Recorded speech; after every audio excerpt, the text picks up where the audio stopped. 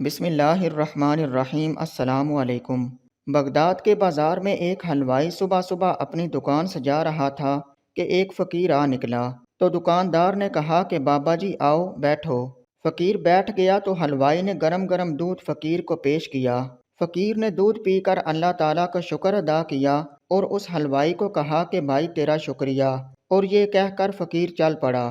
بازار میں ایک فحشہ عورت اپنے دوست کے ساتھ سیڑھیوں پر بیٹھ کر موسم کا لطف لے رہی تھی۔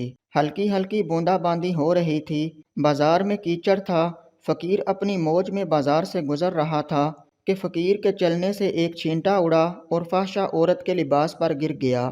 جب یہ منظر فحشہ عورت کے دوست نے دیکھا تو اسے بہت غصہ آیا۔ وہ اٹھا اور فقیر کے منہ پر تھپڑ مارا اور کہا کہ فقیر بنے پھرتے ہو، چلنے پھرنے کی تمیز نہیں۔ فقیر نے ہنس کر آسمان کی طرف دیکھا اور کہا، مالک تو بھی بڑا بے نیاز ہے، کہیں سے دودھ پلواتا ہے اور کہیں سے تھپڑ مرواتا ہے۔ اور یہ کہہ کر فقیر آگے چل پڑا۔ فحشہ عورت چھت پر چل رہی تھی تو اس کا پاؤں پھسلتا ہے اور زمین پر سر کے بل گر جاتی ہے۔ اس کو ایسی شدید چوٹ لگتی ہے کہ موقع پر ہی فوت ہو جاتی ہے۔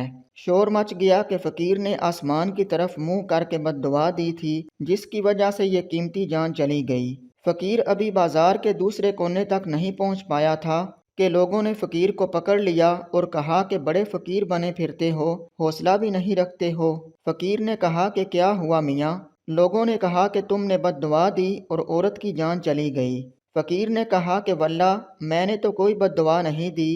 تو لوگوں نے ضد کی اور کہا کہ نہیں تیری بد دعا کا کیا دھرا ہے۔